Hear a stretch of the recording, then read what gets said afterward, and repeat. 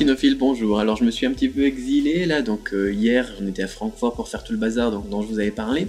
Et là donc je me suis posé, j'ai loué une petite maison qui est en haut d'une petite montagne dans la forêt en Allemagne où je vais me reposer donc pendant un mois. On va se reposer un petit peu, se ressourcer après toute cette aventure avant de rentrer en Chine. Et donc je vais en profiter aujourd'hui pour répondre à une question en même temps que je vous raconte un petit peu tout.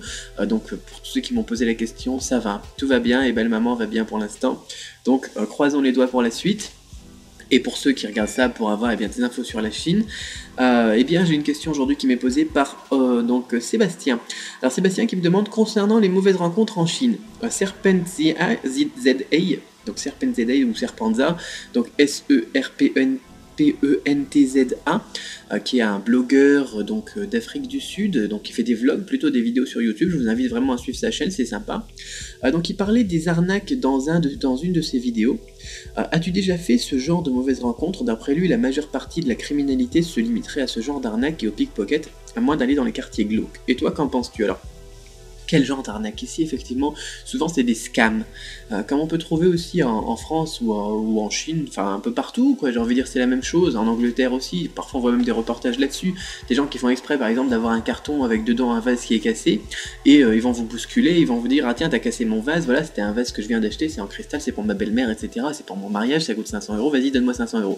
C'est ce genre d'arnaque-là, c'est des arnaques, on va dire, malignes, qui demandent un petit peu de réfléchir. C'est pas juste de la violence gratuite. Généralement, d'ailleurs, il n'y a même pas besoin de violence, et les gens, ils payent. Donc ça marche très bien, c'est très malin. Donc c'est du scam, en fait. Donc on a ça aussi en Europe, mais effectivement, en Chine, on trouve beaucoup de ça. Des arnaques, on appelle aussi l'arnaque du président, là où on reçoit un mail en disant, voilà, je suis le chef de telle entreprise, on a changé de compte bancaire, merci de virer l'argent pour la commande sur ce compte-là. Alors que c'est des gens qui ont juste piraté l'adresse mail et qui ont envoyé ce mail-là au client.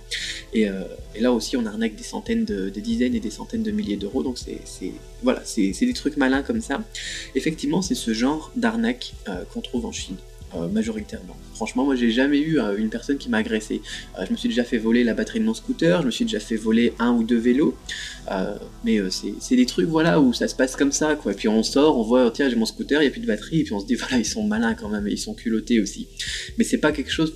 D'ailleurs voilà on y prendrait presque plaisir à se faire piquer, donc à se faire arnaquer dans ce genre de situation, parce qu'on a trouvé quelqu'un qui est plus malin que nous, donc dans ce domaine bien évidemment. Voilà, bon c'est ce genre de choses effectivement.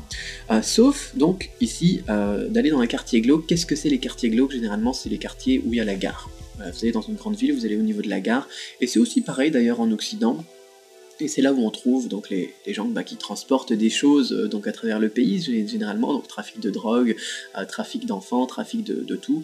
Et là aussi c'est comme en France, si vous allez aux abords des gares, là moi je suis allé au niveau de la gare à Francfort, aux abords de la gare où on a donc tout ce qui est voilà prostitution, tout ce qui est les bars qu'ils appellent les sexy bars là, et tout ça. C'est là-bas où on voit des gens qui ont pas l'air très clairs dans la rue, on voit aussi des gens qui vendent de l'héroïne d'ailleurs. C'est de l'héroïne, de la cocaïne, je sais plus. Enfin bon, comme ça, juste à côté de vous, quoi. Donc on passe et puis on voit quelqu'un qui vend les trucs comme ça dans la rue. Donc c'est pareil, c'était à côté de la gare. Donc effectivement, c'est aussi la même chose. En Chine, le quartier de la gare, c'est le quartier qu'il faut éviter en soirée. On va dire, bon, en journée, ça va, il n'y a pas de souci. Bon, après, les policiers chinois, ils sont plutôt malins aussi, contrairement à certains policiers, pas forcément les policiers français, mais même aux USA ou n'importe quoi. On peut voir parfois des policiers qui sont intelligents et des policiers qui le sont moins. Qu'est-ce qui se passe par exemple aux États-Unis? Il y avait un policier qui est devenu célèbre pour ça, et il a dit où est la criminalité, et aux endroits où il y a la criminalité, on va mettre plus de policiers. Plutôt que de dire voilà on va prévoir tel policier, tel policier, tel policier à tel endroit, tel endroit, tel endroit, il a fait une étude, il a regardé où était la criminalité, et ils ont tout simplement mis les policiers là où il y avait le crime qui augmentait, et à chaque fois ils répartissaient en fonction de l'évolution des trucs, et ça a fait complètement chuter drastiquement la criminalité dans sa ville. Je sais plus qui c'était, mais il est devenu célèbre pour ça, et parfois en France on a aussi des policiers qui agissent comme ça, parfois pas. En Chine ils le font plus fréquemment quand même, ils sont plus portés sur ce genre d'analyse, d'observation. C'est malin encore une fois, ils vont regarder voilà comment ça se passe, ils vont faire des statistiques et tout ça, et ils vont répondre en conséquence. Donc ça c'est pas mal aussi. Donc voilà pour cette question. Donc Sébastien, effectivement, ce que disait Serpentza, donc Serpentza quoi, donc dans sa vidéo, je l'ai même pas vu sa vidéo, mais c'est correct effectivement. je pense aussi. Voilà, donc on se retrouve demain pour une nouvelle vidéo. Je vais essayer de les faire courtes parce que je veux uploader ça en 3G, on va voir ce que ça donne. Si la vidéo elle n'est pas publiée aujourd'hui, alors aujourd'hui on est le 16 octobre, si elle n'est pas publiée aujourd'hui c'est qu'il y a un gros problème, et que les prochaines vidéos vont mettre du temps à arriver. Allez, à très vite, salut.